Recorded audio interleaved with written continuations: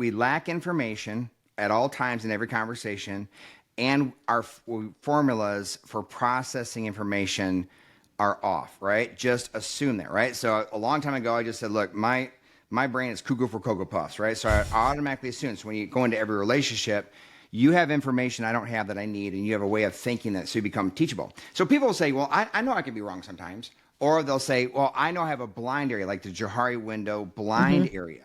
How do we eradicate the blind area? We can't do it passively. Like, wait for you to share me. Like, this is where you might be blind. No, you need to eradicate the blind area by going after it proactively. Welcome to the Small Steps, Big Wins podcast. I'm dedicated to helping you take control of your life.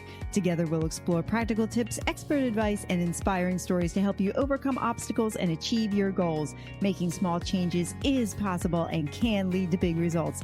Are you ready? Let's go do this. Well, welcome back to another fascinating episode. I cannot wait to talk to our guest today. So welcome, everybody. I'd like to welcome Dr. Greg Stewart to the show. Dr. Stewart is a counselor, executive coach, and consultant. He is the author of two great books, I Cubed and I Cubed for Couples. And I'm looking forward to diving into both of those, but mainly the I Cubed for Couples, because that's the one I was reading. That's the one I'm fascinated with. So Dr. Stewart, welcome. Thank you, Sue, and thank you for the opportunity to be on your show. It's my pleasure. Oh, I'm so happy you're here. When I started reading your book, I got even more excited. I'm like, wow, the content that's in here and the conversation we're going to have is going to be very, very helpful to those who are listening. So I want to focus on, I want to give you the opportunity just to explain a little bit, if you want, who you are, background and everything. And then we're going to jump into your new book, I Cubed for Couples.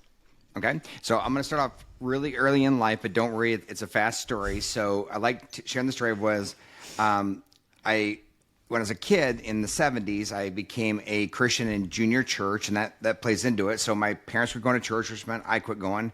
Then we fast forward to I suffered the consequences from the party-hardy teen years, as a lot of us did, and then recommitted life to Christ. And I was actually a math major in college, and that's what kind of played into the IQ, which you can explain. But then I started attending the same church, and then during that time, I was, went to spend the summer in South America and went to a Bible Institute for a year. And then I came back, and I was one of those young people that had like 160 credit hours but no degree. So back in the 90s, they started forming the adult and continuing ed program. So you go to school for one night a week for a year and you get your bachelor's degree. And the one that they offered, because I wanted to get onto seminary, the one that they offered was in organizational leadership. So I took it and got my bachelor's degree, liked the material, but I wanted to get into seminary. But my first semester in seminary, it was a major defining moment for me where I took philosophy of counseling as a general ed course. And it was an epiphany in the sense of how much I could use it in ministry, but also how many issues I had, right? So that was the other fruit of it. So I got my Master of Divinity in 3 years, and then in the year 2000 got ordained, and then started teaching. Another defining moment, started teaching for my alma mater in all the organizational leadership courses that I took in my undergrad, and fell in love with leadership. And then I came across the book Emotional Intelligence by Daniel Goleman, right? A lot of us know that book. Familiar with that, Phenomenal yes. book. And also I was underneath a leader that he was a great guy, but he just had a lot of emotional struggles. And so that perfect storm then led into, I got my MA in counseling, and then started my PhD in counselor education and supervision in 2005, but I did my dissertation on the relationship of emotional intelligence with job satisfaction, organizational commitment. So even though it was in counseling, I did my dissertation kind of on an organizational commitment piece. So in 2008, I actually graduated, and then there was a guy who was a VP of HR from a major medical device corporation in Kalamazoo, Michigan, where I'm from. So he got me invited into the organization to start doing executive coaching and consulting, right? So all the way through this, I was a pastor, a counselor, adjunct professor, consultant, and the like. So after I finished up my ministry in 2010, had a great experience, I then moved to Texas, and then for 3 years, I worked for an assessments company. We benchmarked top performers. Had an assessment bench for organizations, and we had a Leadership 360 assessment. So I flew around the country and I absolutely loved it. I would do strategic meetings with senior leadership teams across all organizations, all industries, and then would coach their executives. Well, we got bought out by a larger company and 80% of us got laid off. So if you've never been laid off, got to try it. It's such a great experience, right? Growthful Or experience. fired. I was fired a couple months ago. That's what it felt like. And then actually then began working at a residential treatment center at a behavioral health hospital. So I've had a wide array of corporate experience. But I say all that to say to go back to when I left the main church in around 2011, I ended up having an emotional affair, which I talk about in my first book. And even though I had all the letters and I was a pastor and a marriage counselor, my marriage wasn't doing well, and boom, up comes this experience. If you don't know what, people don't know what an emotional affair is. It's just, emotional connection with nothing physical that happened. Mm-hmm. So that's when I really began a deep dive into what was going on and began like a 7, 8, 9 year healing process, which then resulted in my first book. So it's really kind of a deep dive into the first book of Unlocking the Inner Strength Behind Your Negative Emotions was my first book. That's kind of how it came about, where I had to face my own stuff. Mm-hmm. But on the other end of it, I can say that I'm stronger now than I've ever been, and it's a phenomenal place of rest and peace. But that's kind of like the journey of both the craziness of all the different careers, but also my own personal journey as well. Wow. Try to make it quick. So that's my story. That was quick. What's threaded through all of that I hear is that it's your love and care for people and using the backdrop of counseling in the number of different capacities that you worked in, and being able to work with people and seeing the deeper issues and the deeper needs and tying them into the emotional backdrop of what they're struggling with, what you were struggling with, and to bring your own, struggles and emotions and everything you learned about you into it as well, and then applying it to others, and then writing a book out of it to help everybody else. Yeah. I think that's really cool. So we're going to dive into I Cubed. So let's start with the interesting title of I Cubed and your main theme and purpose for your book. You can intertwine both books, but I really want to dive into the relationships. For sure. So the concept of I Cubed, I've had, I've been writing a book, I thought it'd be cool. I've been envisioning just the title I Cubed for probably 25 years now. So it simply means there's 3 I's: information, interpretation, intensity. Okay. So I liken it unto the Panama Canal, which a lot of people are now familiar with because it's in the news a lot now. But the first lock has to fill up before the second lock opens, right? So the first I is information. And I actually applied this in my own life a long time ago, where I'd hear stuff, especially as a pastor, where people would say stuff and I said, well, I don't have all the information. So I say the rule is that it is illegal to have any opinion, interpretation, or any emotion, intensity, until I have all the information, right? So it set a boundary that I was not going to jump to conclusions and make assumptions, right? So I was saying, imagine if our culture applied this one rule, right? It's illegal to have any opinion, right? You can't have an opinion or any emotion until we have all the information. Wow, yeah. But it really does. It does. I mean, again, all of this has to do with just empowering yourself and taking power away from the environment, right? Power and control, not influence, but power and control from the environment, and strengthening what's going on inside of us to really have mastery over our emotions, so we're not just carried about with the wind. So information, then interpretation's more of the critical thinking, right? So interpretation would mean there's negative, neutral, and positive thoughts on the information. Well, the first one, obviously, that's easy, is a negative interpretation about the information, hence the reason for the use of the technique. But the critical thinking question is there any other way of looking at it? So like a lot of us, we have to, it takes some work to pull us out of our subjective, emotional state, opinion, in order to be objective and kind of line up what are all the different ways, like other people that didn't have a dog in the fight, how would they interpret the information? Or people that would flat out disagree with me, how would they interpret the information? So all these truths can kind of coexist together because it's all true. And that's what we're looking for, is just like I use in the book a lot, rational, healthy, wise, and right. That kind of interpretation, that's rational, healthy, wise, and right on the information. Then finally, once you just figure that out, then you're actually going to come up with, okay, what's the most rational, healthy, wise, and right response, right? And that's the intensity. How much, because I frame emotion as energy. So how much emotional energy do I actually need to respond to this event? So that's the IQ process. Little technique that helps out a lot as far as emotional management. Yeah, it sounds like a really big technique, not just a little technique. But, and as I'm listening to it, how do you help people overcome that paralysis almost? Because when you think about it, you actually have something coming at you lightning fast. Yep. And now Yep. you have to take in the information, there's interpretation, and now you have the intensity. So you've got that information, you have to decide whether or not that, you have enough information.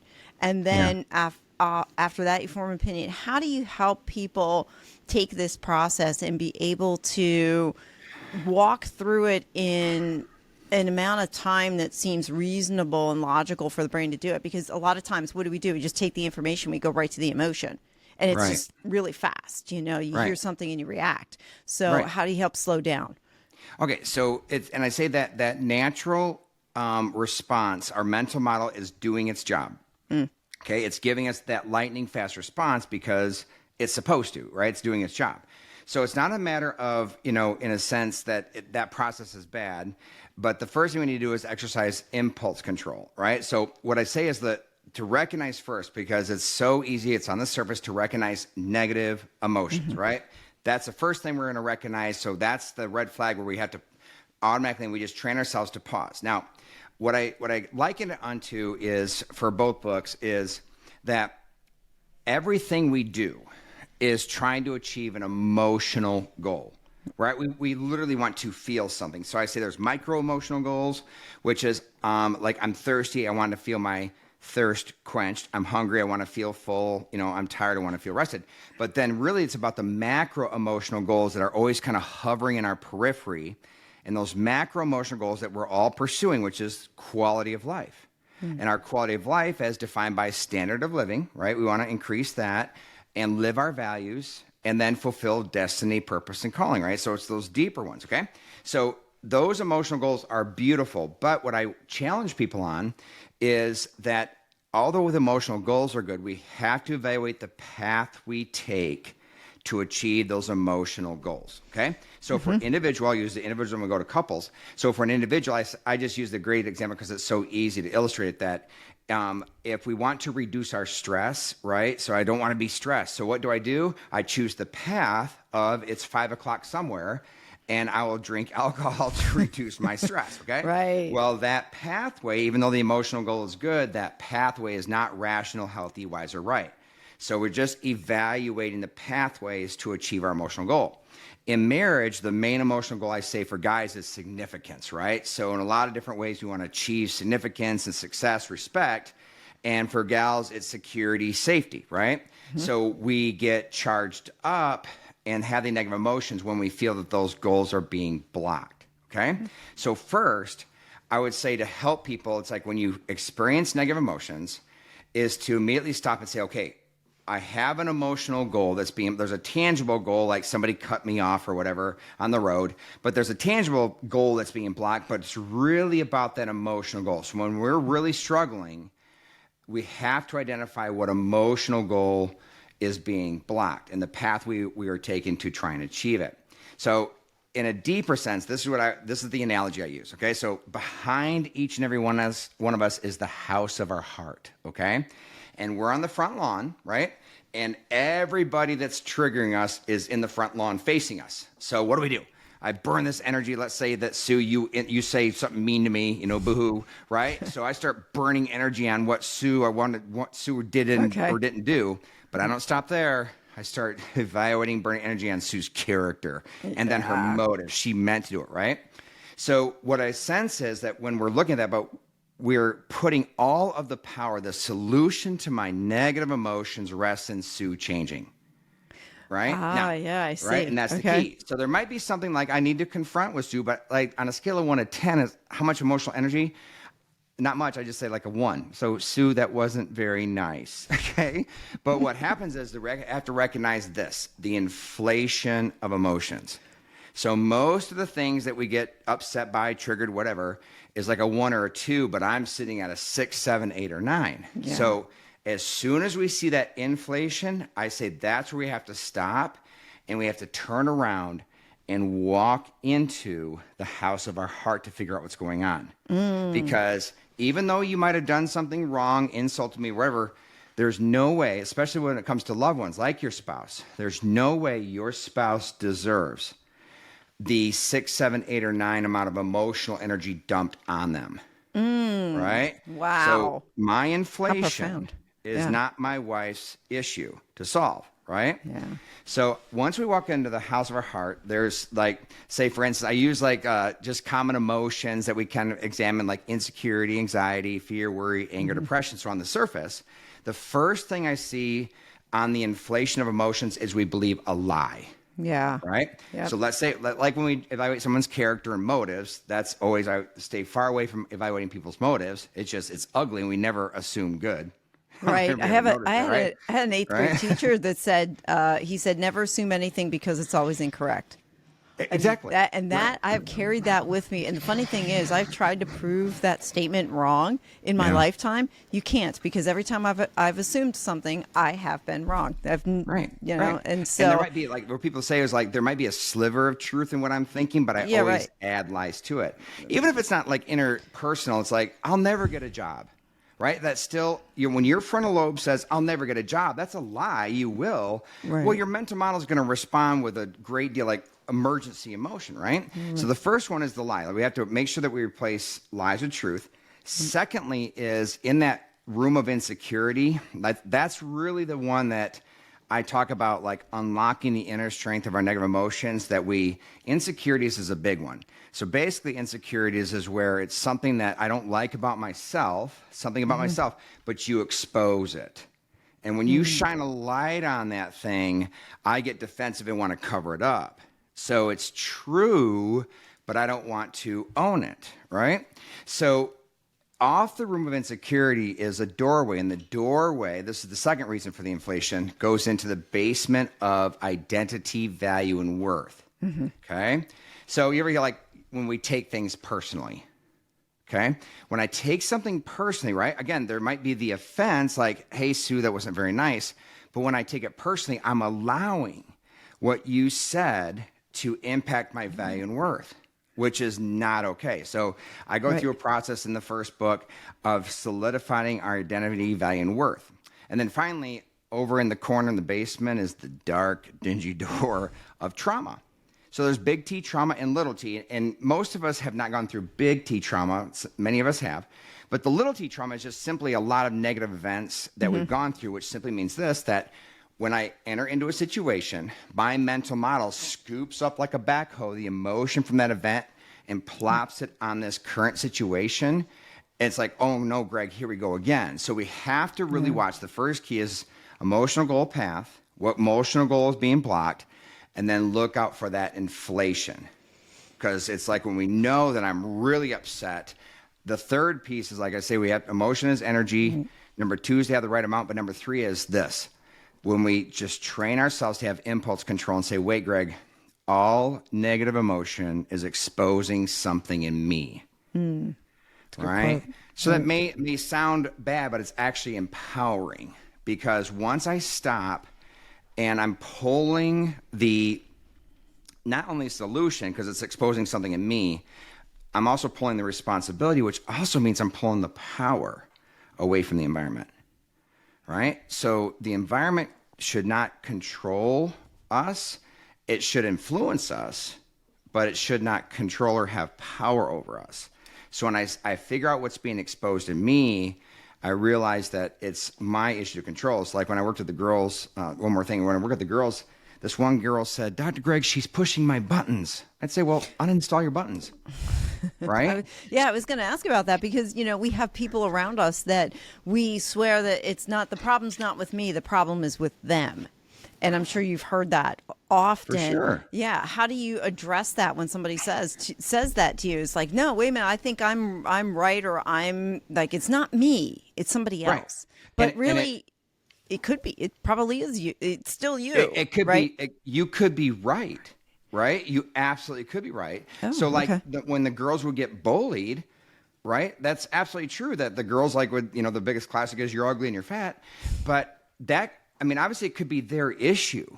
But I talk about in my book that we spent all these resources trying to stop bullying, as we should, but we should spend just as much, if not more, resources at equipping people to not be bullied. Right? So yes, it could be that that person's wrong, they're being insulting, but it's really, again, the issue is first, again, so what I say in the book is start talking to yourself and say, nothing bothers me unless it should. So the goal is not zero negative emotions. The goal is the right amount. So we're not talking about total passivity here. Right. So nothing bothers me unless it should. Unless it so should. like with a bully, it should bother you and you need to set a boundary. But our issue is not in that. The issue is, and that's truly their issue. The issue we first have to address is the inflation that we don't pay attention to. So my degree of emotion does not equal my degree of being correct. Oh, interesting. Interesting. The degree of emotion does not equal the degree of Degree being of me being correct. Correct. Do you have a concrete example of what that would look like? Our spouses. So, right? So Or it's- significant others, yes. right. So I am really upset about this. And again, at the core, I might be correct. But again, I know that I'm pulling in so many other emotions, even from other events or other situations. So again, that puts me at a 6, 7, 8, or 9. But again, I only need so much emotional energy to address with my spouse. And what I'm uncovering is I might be believing a lie. That's not my spouse's issue. So it's going to inflate my emotions, but that doesn't mean I'm all the more correct, because I could be believing lies, which I have about my wife, right? That she did not intend or did not want to come across that way, but I'm saying she meant to, right? Or it could be that, honestly, on identity, value, and worth, that my insecurities, right, are not my wife's issue to solve. So my value and worth is not my wife's responsibility, it's mine, right? So I like saying the issue isn't what they think of you, the issue is what you think of you. And a lot of times with our spouses, we want those emotional needs met from our spouse. Why? Because hey, honey, I need you to fill a vacuum in me because I don't really like me, so I need you to fill in that hole in order to make up for what I think about myself. Wow, So that's an example. that's a huge responsibility to place on somebody that shouldn't be placed there. Of course. Wow. Right. Wow. Right. But how often we default to that? I mean, as you're talking, I see it in myself. That you go to that person, it's like, I need X, Y, and Z to that. How do you encourage couples to have those difficult conversations that are emotionally charged? So let's take, you got the wife who is at a 7, 8, or 9, the husband's at like 1 or 2, but there is something in between that they really there's a issue there that does need to be discussed. Right. Very much so. There's something that's happened. So when somebody realizes that they're there, how do they conduct a conversation so that it doesn't go the wrong way? Right. So it doesn't turn into a shouting match. Like, you always put this on, you know what I mean? Right. So a couple things. Number one is like every couple that comes in, to my office, if you will, because most of it's online. But every time a couple signs up for counseling, they talk about communication. So I say I have 3 phases to couples counseling. One is to not cause further damage. So what happens is every couple has legitimate topics to discuss. That's fine. But the way we discuss those topics, we cause further damage in our how, which is all that emotional baggage and ineffective communication. So that's our first goal. So number one, I have countless communication techniques, but I would say the number one is that I tell couples no spontaneous problem solving. All right. What does that mean? What do we do? That means like, hey, honey, I want to talk to you about something. Okay, here we go, right? Or we get into it spontaneously and the other spouse is not ready for it. Gotcha. So the technique I use is stop and schedule, right? So normally one spouse is good at, based upon opposites attract. One spouse is good at saying, I don't want to talk about this anymore. Like they need to go away and think about it, which is good, but it infuriates the other spouse who's the active problem solver because I want to talk about this right now. I will talk about it later, which means never, right? Right? So the stop and schedule means the second half of that is we have to schedule a time where we're both be committed to coming back together to discuss it. Matter of fact, I have something called a business meeting in my techniques where it's once a week we go through, like, because we're building an estate, we'd have to have staff meetings. We go over calendar, finances, parenting, and couples conversation. So if it's scheduled and we can add whatever topic, that solves a lot. So there's no spontaneous problem solving throughout the week, especially on date night, because that's where a lot of it happens, right? And it ruins date night. But secondly is the communication techniques that I have a number of them, both techniques on how to recover from a bad conversation, but also there's one that I use called couples dialogue where it's a very mechanical way to walk through a topic. But I say that basically, just using us, okay, so basically emotional Sue and emotional Greg are not welcome to this conversation. So we're very methodically going to walk through it. And it's a very mechanical technique, again, to keep the emotions at bay. And the main goal of this technique is not necessarily problem solving, it's to feel heard, right? So if you find yourself, getting a lot of emotion involved, number one is set a rule, no spontaneous problem solving, but the only way that works is to set up something like a 1 hour meeting a week, call it business meeting, to walk through those. And if a couple is, I say everything rises and falls in these business meetings, if we're faithful at them weekly, our emotion gets drained out eventually. And we have to use the communication techniques in that process in order to have that process. So really it's a lot about setting boundaries and techniques. But again, if we feel all this negative emotion, I literally say in my couples book, sometimes you may need to stop and then, pause on this book and go back to the first book and figure out what's being exposed in you, right? Okay. So like identity of worth, I say because we're trained this way, like and as it should be, my value and worth, if a child feels pursued by his or her parents and that pursuit is in unconditional love, of course, as well as equipping and, how to recover from failure, it should be a super healthy process because the child doesn't know how to assess its own value and worth. So we get it from our parents. And then as we go through life, what gets added to the formula, our peers and then significant others and so on. But I say every adult at some point, every adult needs to remove every other adult from that formula. We need to make this cut the umbilical cord as far as identity, value, and worth. And you start saying, look, I don't need my wife to pursue or validate me. I don't need her to. I want her to, but I don't need her to. I'm solid, and we have to work on this identity and worth. So it does not change the definition of relationship. It does not change the expectations or the standards. What it changes is the degree of negative impact if that pursuit doesn't happen. Okay. Just by saying, I don't need them to pursue or validate me. I want them to. I don't need them to. And that's the power in the identity, value, and worth. What is something that someone can do to make that shift from needing the identity, value, and worth to from making the shift from needing it to wanting it? Like you don't need it, but you just you want that from somebody. Yeah, because I can see where a lot of us are walking around not realizing that we want to get this from somebody else. We need it from them. We just don't know how to make the small step in connection. So for sure. So again, the goal is not zero negative emotions. So the first step I say when it comes to identity, it's if I ask you what's your identity, eventually you just start after you stumble. Well, That's a hard question. I know. If you ask me what's my identity, I'm going to pause for a minute because you're right, but eventually you'll probably just start sharing facts about yourself. Right. Right? I'm an author. I'm a podcaster. I'm a mom. I'm a teacher. So I say that I break it down into categories that list the facts about yourself, roles, my roles, like I am a, husband, I am a father, now grandfather. My grandson was born, my first one on Saturday, right? So that was exciting, right? So I am a counselor, so on and so forth. But then my accomplishments Okay. Whatever our accomplishments are. And then our personality traits, our attributes, physical attributes. Well, I'm 6 foot tall. Right. So whatever facts that you would describe yourself, right? Those are the facts. But here's the key.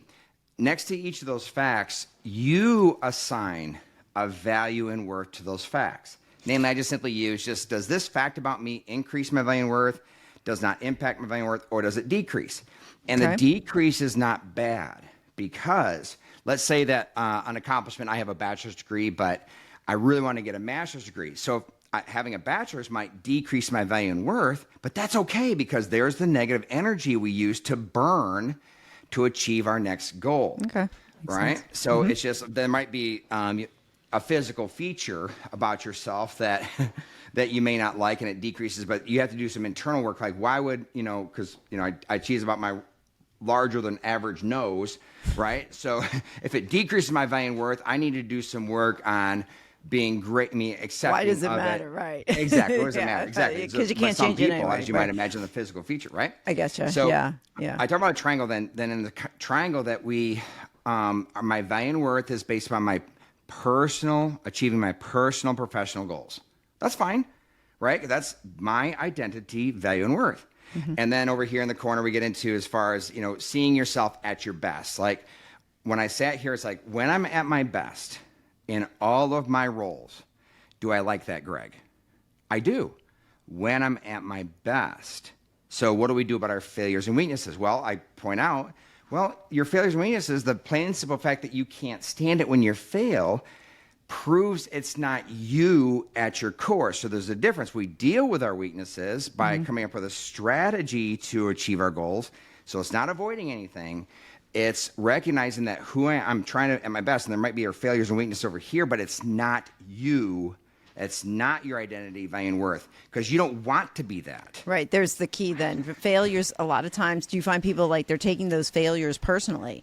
But Yes. as you're just pointing it out, it's not. It's just something that happened, and it doesn't. You should not allow it to affect your identity, value, and worth because you failed. And I like. I've done a coaching program last year, and they talked about failures being opportunities to learn. You really didn't fail. You just found something that you can improve on and just do better the next time. So it's really not a failure. It's how you view that failure. It's not really failure. And even mistakes. I love the play on words. And I'm sure you probably do too with the English language and what we say to ourselves and how the words are constructed. So mistake is the word take. I missed getting that goal. It was a mistake. Okay, it's fine. You can move on from it. And I'm a recovering perfectionist, so I've had to do a lot of work in this area to turn around those failures and to make them look a little, not take them as failures, but rather opportunities to learn. I want to circle back around real quick because I had an interesting question out of the stop and schedule for couples. So you've got an issue, and I heard you said like don't come at the issue right then and there. Instead, stop it and schedule it when you want to talk about it. My question on that is what happens when something really does come up at the moment and needs to be addressed? Is it still a stop and schedule, or is it because I can think of one or two things? I have a conversation with somebody, something came up and it's like, wait a minute, I really, this situation just happened and I want to capture that moment and just go back and say, let me capture this so that this doesn't happen again. How do you differentiate between something that has to be addressed in the moment versus stopping and scheduling it for a later conversation? Yeah, for sure. So first, I would say that whatever percentage, 99% of topics don't need to be. Okay. Right? So if you took that topic so that just happened, that reminds me, of course, if you'll remember it. So I would say, number one, put it on the agenda for the business meeting. But it's okay because a lot of people can address small topics. I have a technique called, "Hey, are we safe?" And what that means is I'm going to first ask, "Are we safe right now?" Which means I'm going to bring up something that might upset you, but I don't want you to be defensive. I'm not here to attack you. I think it's a legitimate issue. Blah blah blah. All that's included. So you say, "Yes, we're safe." So honestly, when you kind of just leave me at a social gathering without telling me where you're going, and I'm just kind of standing there, I don't feel important, right? So a really short. Now, if we can do that, like that's a technique where you say, "Are we safe?" and you can deal with it right there on the spot. Like, you're right, I should not do that. Then sure, right? It's really about that. If couples can't do those, and every conversation, it's really about the effectiveness of each couple. You certainly can deal with it on the spot. But if you find yourself that everything turns into a large argument, even if you say, like, because then let's say we're talking about it, then we start getting into it, right? Then I say, okay, then the emotions start getting charged, but there's what I call the point of no return, right? Where right before then we simply say, okay, now we're heading down that road, so let's stop. Even if it's 15 minutes, make the schedule 15 minutes or an hour or tonight at 7 or tomorrow at 8. Schedule it if you start to get charged because you don't want to cause damage. So if you do want to discuss it, okay, great, but realize that, there's different techniques we can do on the spot to make sure that it doesn't get, that's the whole point, is to avoid the escalation. Or if it starts the escalation, you stop and schedule, even if it's for 15 minutes, an hour, or 2 hours. Okay, so if something happens and it does get escalated and it really is past that point of no return, what's one or two things couples can do to kind of recover so that more damage isn't accrued? Yeah, so if they didn't do stop and schedule, right, or they just kept going, then a lot of times it does escalate. Then that's when feelings are hurt, right? So after the large argument, I have 2 recovery techniques. One is called the 5-minute retract. The 5-minute retract is simply on the word said, because it's what we say versus how we came across, which is most of the arguments, right? So on 5-minute retract, it's on the word said, right? So I say that after your argument, there could be 15 things my spouse said, like either name calling or an insult or something, but most of them I just ignore, like whatever. But there might be like 3 that are sticking in me.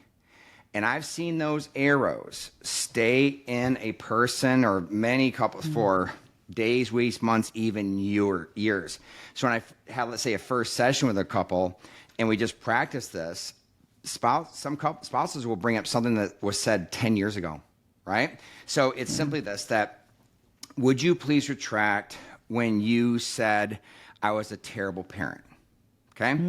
And it's real simple. And the person, we don't fight over whether or not we go into he said, she said. It's an arrow sticking in them. I said, just retract it because it's easy. You would then say, you're right. I absolutely retract that. I don't want you to think that I think that of you. Will you please forgive me? Yes. Then you go, like, all right, Greg, would you please retract when you said, I want a divorce? And it's so easy because there's such harsh words that you're right.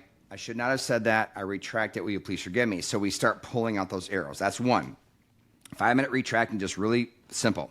Then there is this simply what I call instant validation, where a lot of times we'll say, you know what, the only reason I said that to you, Sue, is because you, as if it's okay for me to respond horribly because the only reason I called you that or said that is because you. So the instant validation is, look, regardless of what you did or said, it was not okay for me to respond the way I did when I fill in the blank. So you're owning that regardless of what your spouse did or said, that gives you no right to respond in an irrational, unhealthy, unwise, and wrong manner. So a couple of those techniques help with recovery after there was an escalation and feelings were hurt. And then we go into the couples dialogue or different communication techniques in order to then walk through, feeling hurt and then solving the problem. Yeah, I got that from your book. There's a lot of depth to your book. Yeah. Like I was jumping around too. I read in the book, how do you heal from divorce or Infidelity. Affairs, that was back That's in there. big. And that was a great chapter. I kind of jumped back there on that one because it was an interesting topic. And then you go through all the different types of relationships and the challenges that you can have. What's one thing that you thought would be hard for couples to embrace when they're trying to heal their relationships, but really it wasn't? And then flip it. What's one thing you thought would be easy for couples in healing, but it turned out to be more challenging for them in your studies and experience? Right. So what I thought was hard but ended up being easy, which I actually incorporate in the first session, is to lay the groundwork. I would say, okay, so I say every relationship is about safety and pursuit, okay? Everyone.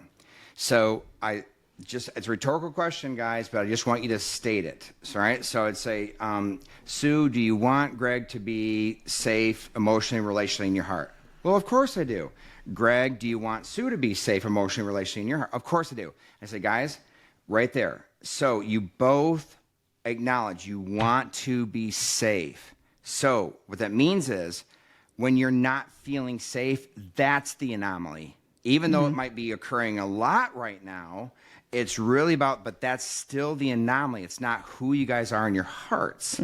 So that's where we need communication techniques. So how easy it is for every couple to say, yes, I want them to be safe. And yes, I want them to be safe.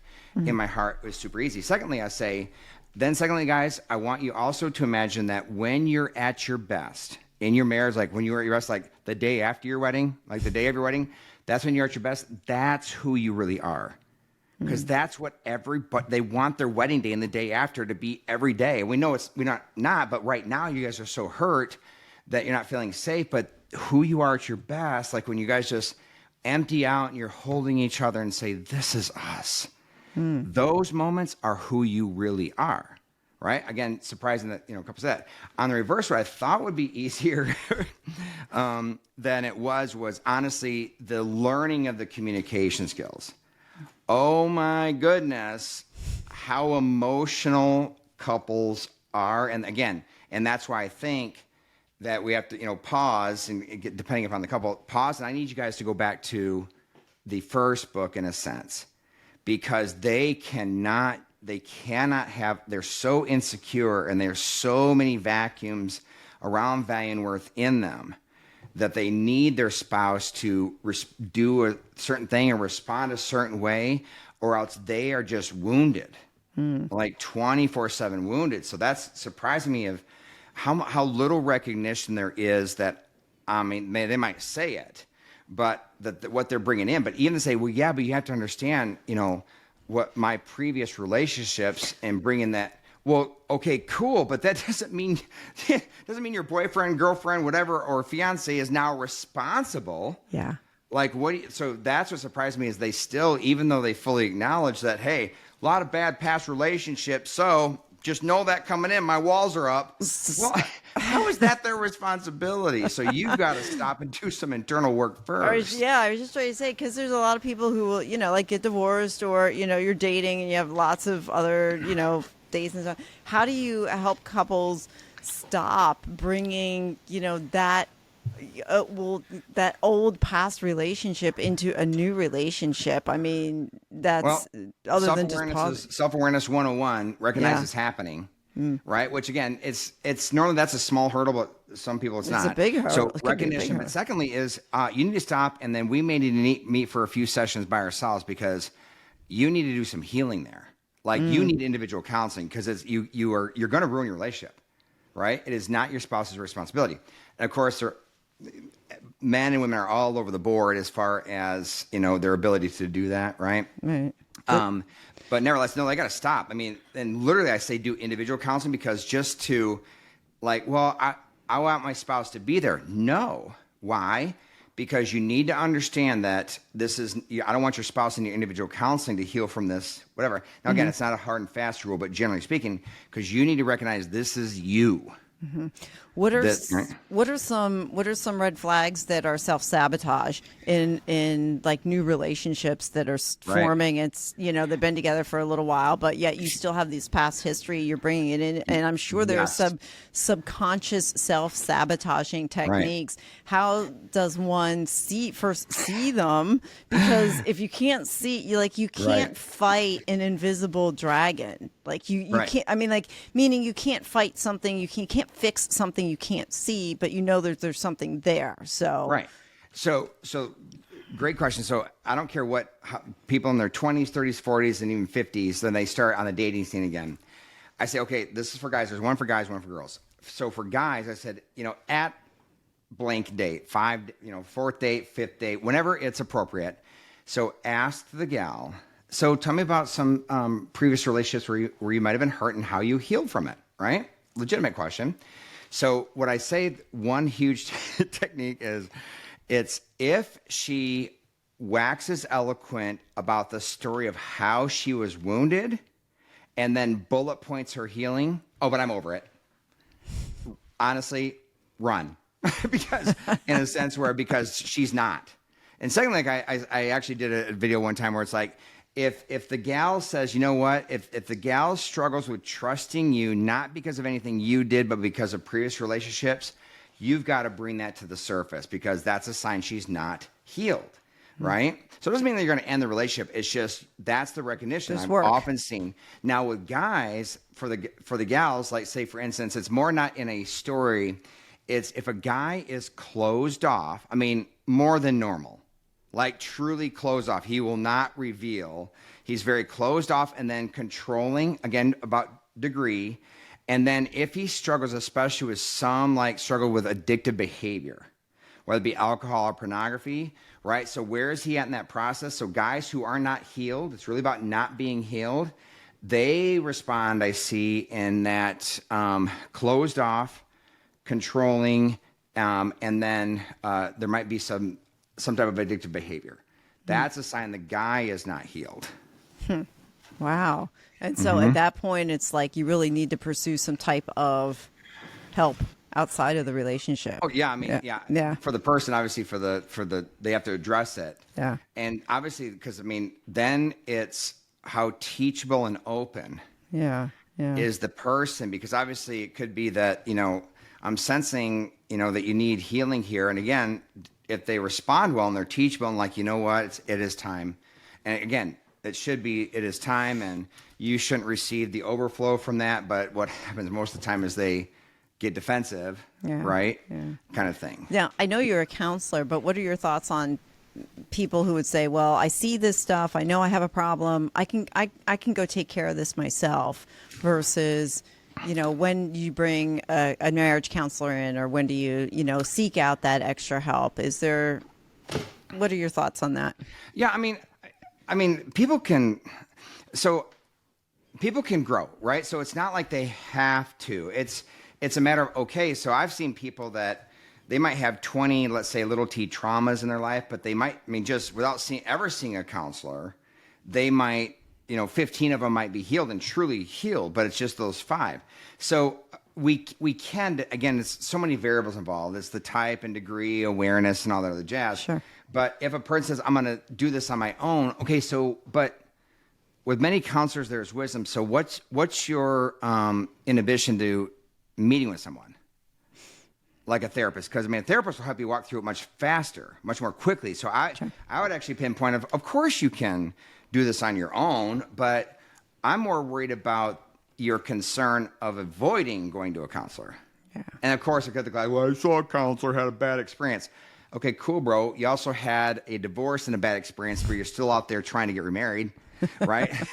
So a bad experience, that doesn't mean that every therapist out there. Right. Right. So then you're sensing that, when there's that, there's bad counselors, bad experiences, or oh no, I'm good. Okay. Well, then again, I just say to the person, like, you have to weigh it out. Is there going to be a red flag? But then you watch for it, and then you see those reactions, the inflated reaction from the person, say right here, I understand you're upset with me, and I'm sorry for that, but the degree of offense does not equal the degree of emotion that came out of it. Yeah. Interesting. I was this idea of trauma and healing in trauma, the big T's, the little T's, we just don't realize how ingrained they are into our psyche, and how detrimental they can be. Yeah, and conversely, I didn't say the opposite side. So the opposite, they're healed, is when they bullet point the story. Well, it's a classic that had an affair. They traveling too much. But man, this is everything I learned, and they wax eloquent about their healing story. Right. Everybody who's healed says what? says, I'm stronger now than I've ever been. Like I mentioned, I'm stronger now than I've ever been. I wouldn't wish that upon anybody, but I'm stronger now than I've ever been. Right. And they just cut, because they're excited. Like this is everything. Yeah. Like, so how can I talk about having an emotional affair and like, hey, come read my book. And I had an emotional affair, especially with couples, but I've been through a divorce. But my healing process, I say my ability to do marriage and couples counseling has skyrocketed. I'm far more equipped as a marriage and couples therapist now than I was prior to my divorce. Now, obviously, we would not advise getting a divorce, but my point is that whatever it is, we can heal, and like a broken bone that's healed has more bone around the break than it did before the break. So it's almost nearly impossible to break it, and that's the whole goal. How can a couple where the guy had an affair, how can they stand up in front of an audience at church or something and talk about it's because they're healed? A couple will say, we are stronger now than we've ever been. So it's also that other pieces when we've been hurt in our past. Are you getting from the person? Maybe you can ask, like, as far as bullet pointing, all that, but are you getting from them how much more resilient they are? Emotional resiliency from those experiences. And you can read that, from people. How much stronger are they? Are they still wounded? Because if they don't heal, it's wounded, bitter, entitled. Right. What are your thoughts on couples that they realize, okay, they've been in previous relationships, and then now they come together in forming this new relationship. But yet they realize what went wrong in the other relationships. And, what are your thoughts on them having constructive conversations around why those relationships failed, and let's not bring that into where we are in the current relationship? Is that healthy? Is that a good idea to do? Or is it just something that's, can it be almost self-sabotaging? Well, I would say by definition, if both are healed, then yes. But again, it's more of a testimony and a story as opposed to a commitment. Because again, if you're healed, then you don't need to be reminded not to bring it in. Okay. You're healed, right? Matter of fact, it's out of the weakness becomes your greatest strength. Gotcha. So again, that's what I experienced. Let's say when I talk about back to the emotional affair and I started seeing a counselor, I complained that I felt like everybody I was pursuing everybody harder than they were pursuing me, right? So that was a major vacuum, but I don't have that anymore. And that's why I came up with that paradigm of, I don't need them to pursue or validate me. I want them to. That came from these books. I would say came from Greg Stewart's healing processes, along with my education, of course. Right. But that's it. So that's where it came from, like the identity of any worth and the trauma. A lot of this stuff came from my own process that I don't need my wife to pursue or validate me. I want her to, right? So then I don't need to worry about, committing to her that, hey, I'm not going to bring it in here, right? Because I'm healed from it. Yeah, it's just you're a already recognition over of it. it. And I've already been trained to recognize when I'm, being too sensitive. It's just like you just learn to, again, find out what's being exposed to me, and it's a quick work. Oh, wow. Yeah. So other than pausing, what are some other techniques we can do to kind of slow us down and have us have constructive conversation then? Well, I really, when it comes to, number one, it's like when you begin, it has to be just impulse control, stop and schedule, because you don't have the resources to slow down, right? That's the point, right? So, but once you start, doing the work and saying, okay, then it almost becomes like there's good impulses too. So not every impulse is bad. Like I impulsively, let's say, work out 3 days a week. So the impulse simply means my mental model says, Greg, you're not working out today. What's going on? So impulsively, what you want is as soon as you start experiencing negative emotion, you immediately ask, okay, what's being exposed to me? What's this? I mean, that becomes your default instead of like all of our defaults of, I'm starting to get emotional and again start processing what you did or didn't do, as well as your character and why you are the way you are. So it becomes, once you learn it, you immediately start recognizing like, great, I'm charged up here because an emotional goal of mine is not being met. Right? So you say that, right? I'm feeling blown off or dismissed. Is that true? Right? And it may be true. And the person may not recognize it. Like we say, well, I didn't mean to. Well, okay, yeah, but our daughter used to say that all the time. Well, I didn't mean to. I didn't mean to. But honey, the dog's still dead. Not that that literally happened, but just to illustrate that the impact, it's intent versus impact. Yeah. And that's what we have to own. It's like, even though we don't mean to, that actually The makes it action worse. had a consequence.